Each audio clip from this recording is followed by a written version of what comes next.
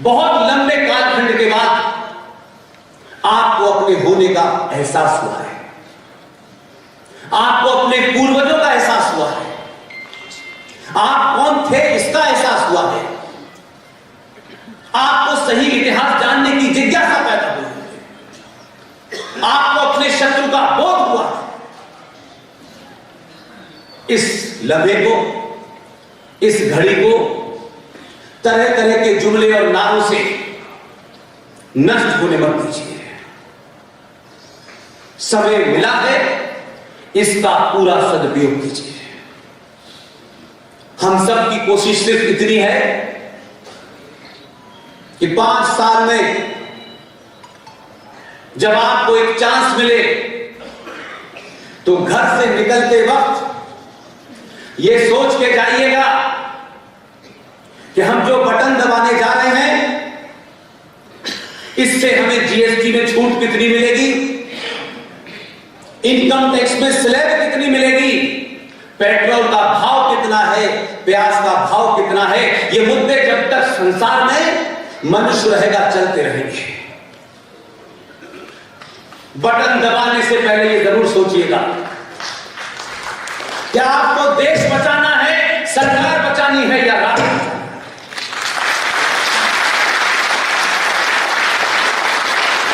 हम बहुत सुनते हैं इस बात को, व्यक्ति से बड़ा संगठन, संगठन से बड़ा देश, देश से भी बड़ा राष्ट्र होता है। व्यक्ति बहुत से आएंगे, चले जाएंगे, चले गए।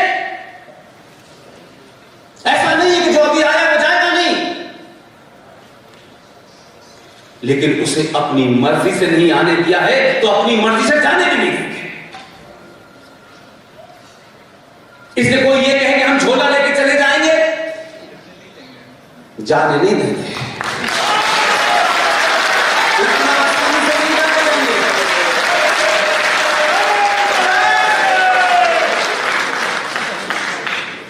और ये बात तथ्यों पे कह रहा हूं।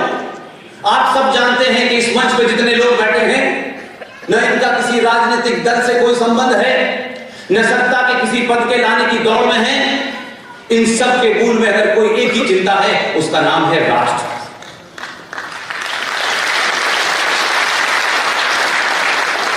बहुत सारे युवा यहां बैठे हुए हैं।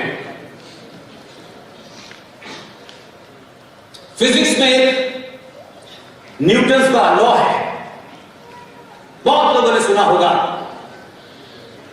यहां इलाहाबाद विश्वविद्यालय से मेरी बहन मंजू तिवारी भी आई हुई है, या मुंबई से गोविंद शाह भी यहां आए हुए हैं, या कटक से शंभुनाथ शाह भी आए हुए हैं। कौन सी ऐसी वजह है कि मुंबई से बड़े बड़े धनाढ्य लोग जो सेकंडों में करोड़ों रुपया कमाते हैं, सब कुछ छोड़ करके आपके सभागार में खामोशी से बैठे हैं? हमारे भाषण से उन्हें कुछ मिलने वाला नहीं है।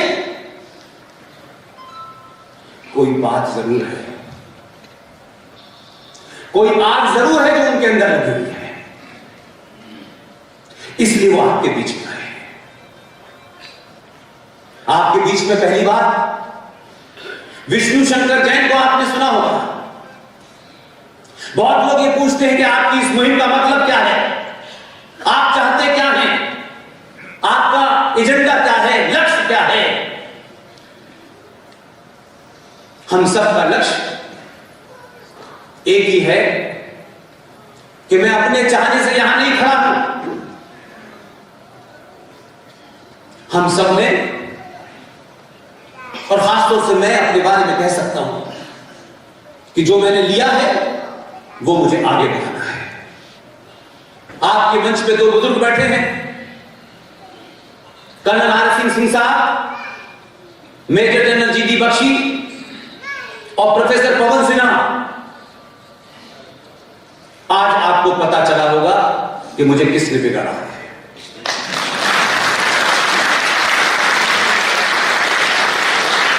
मेरी ये जिम्मेदारी है कि मैं इस किस्म के मंचों से जब मेरी आवाज धीरे पड़ने लगे, उससे पहले 1 करोड़ विष्णु शंकर, 1 करोड़ जीडी बख्शी, 1 करोड़ आरएसएन सिंह, सुशील पंडित, अंकुर शर्मा इस समाज में पैदा कर।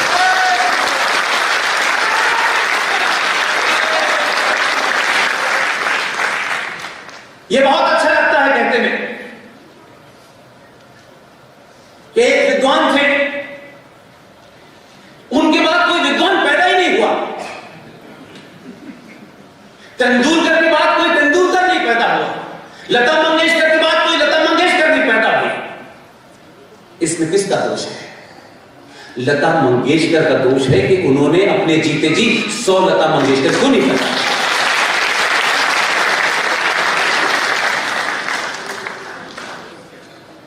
यहां यह भी कहा गया,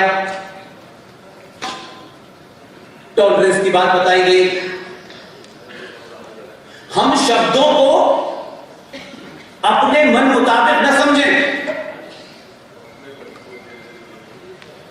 सहनशीलता और कायरता में जमीन आसमान का फर्क होता है। इसलिए एक बात उस रेफरेंस में कह करके,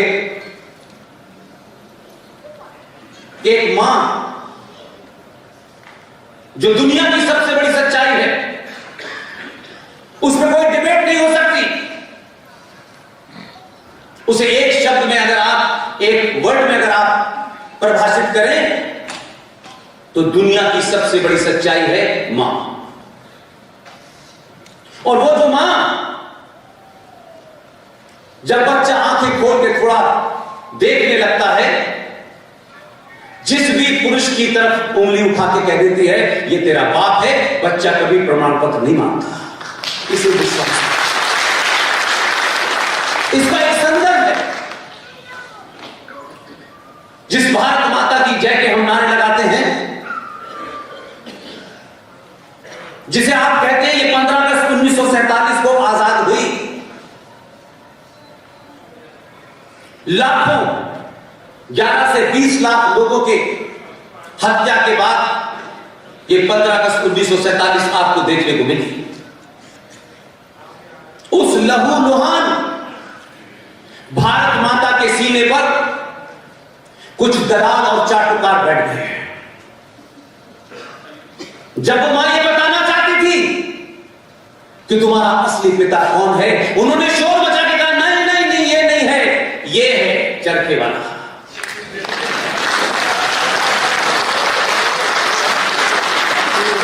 अपने निजी जीवन में और राष्ट्र के जीवन में अगर आपको आपकी मां किसी गलत आदमी को पिता बता दे तो घर भी बर्बाद होता है और राष्ट्र भी बर्बाद होता है। यह बात एक संदर्भ में कहना चाहता हूं मैं।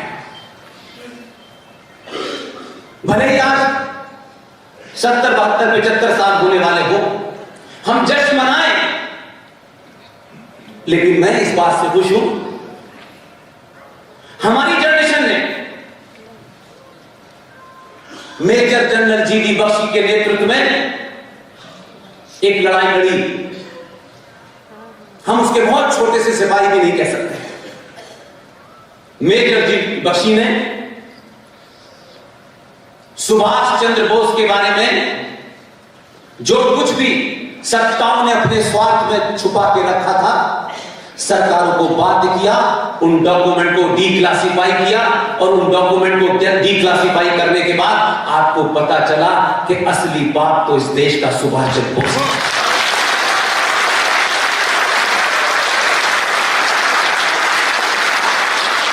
और जब आपको बात का पता चल गया तो आप बदल गए। और यही चेतना ने 2014 पैदा किया। इससे जो लोग साइंस की बहुत बात करते हैं, उन्हें Newton's third law of motion पढ़ना चाहिए। और साइंस के साथ जो खिलवाड़ करता है, वो 1400 साल पहले ऊंट की पीठ पे खड़े होकर खजूरी तोड़ते बस।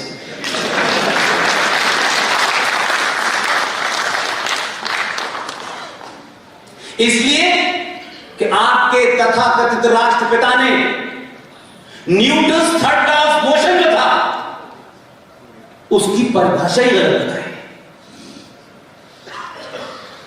फिजिक्स का Newton third law of motion कहता है every action there must be equal and opposite reaction. उन्होंने कहा कोई एक गाल पे चाटा मारे तुम दूसरा आगे कर देना। वो न्यूटन थर्ड लॉ के खिलाफ चले गए। स्थिति इतनी जबरदस्त बदली कि 2014 में ऐसा चुना आपने जो Newton third law of motion को कहता है एक साथ दोनों गालों पे मारो।